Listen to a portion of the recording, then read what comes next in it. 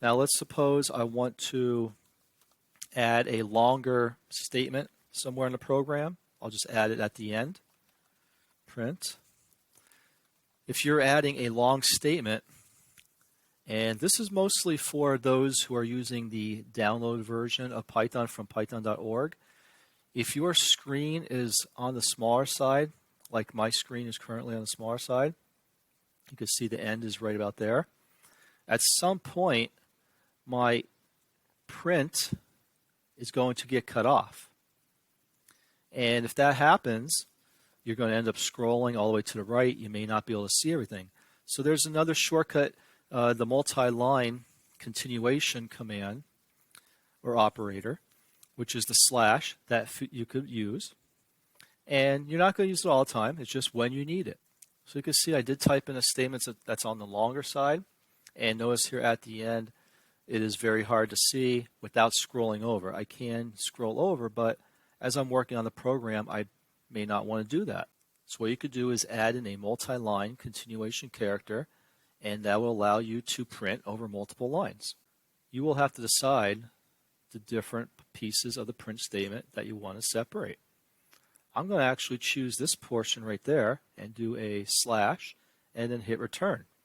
Notice how it's keeping my quotes lined up. And I'm also going to choose this piece right there.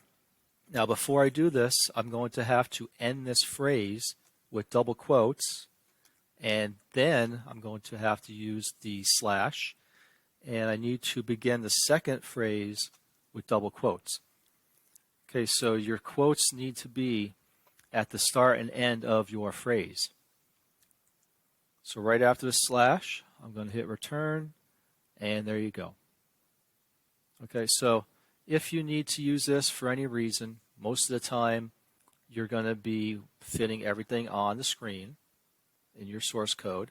If you're using Replit or another online IDE, you may not have to ever use this. Replit, for example, automatically moves your source code to the next line. Okay, so this is mostly going to be useful if you're working with the download from python.org, and you may see me use this every once in a while if I'm doing an example where I had a very small screen set up and I wasn't able to fit the entire project. Okay, so let's run this. Okay, so after running this, we're back to the same asking for the name. And I'll type in 90 one more time, 100. There's my average. And notice how the multi-line continuation character does not affect the output. Okay, so if you do not put this in, it's not going to make a difference. The output is not affected by this whatsoever. This is only used to help you read your source code. That's it. Has nothing to do with the output.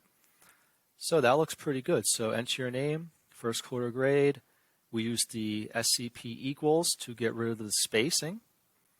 And we did the multi-line continuation character to use the one line of print. And looks pretty good.